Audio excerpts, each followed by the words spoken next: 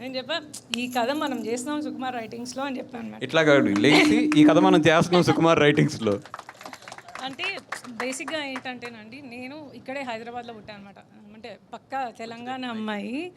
So నాకు వంశీ గారు కథ చెప్తున్న రోజు నాకు నా చిన్నప్పుడు చూసిన ఆ ఇన్సిడెంట్స్ అన్నీ, అప్పుడు మాట్లాడుకునే విషయాలు, పెద్దవాళ్ళు ఎట్లా హ్యాండిల్ చేసేవాళ్ళు, అంటే అప్పుడు చిన్న చిన్నగా ఉన్నాం కానీ చూసాము, విన్నాము. నేను మొత్తం నా చైల్డ్హుడ్కి వెళ్ళిపోయాను ఆ కథ వింటున్నప్పుడు.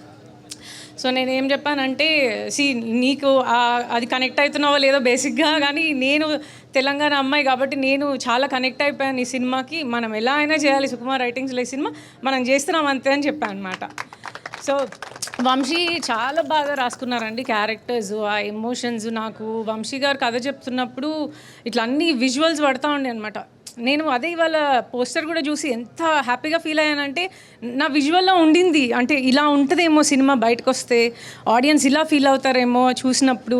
కానీ నేను ఇంత గొప్పగా అంటే చూడలేదు, ఇమాజిన్ చేయలేదు పిక్చర్ కానీ, బట్ ఇవాళ పోస్టర్ చూస్తే నాకు చాలా హ్యాపీగా అనిపించింది. డెఫినెట్గా మీరు అందరూ ఈ సినిమాకి కనెక్ట్ అవుతారు.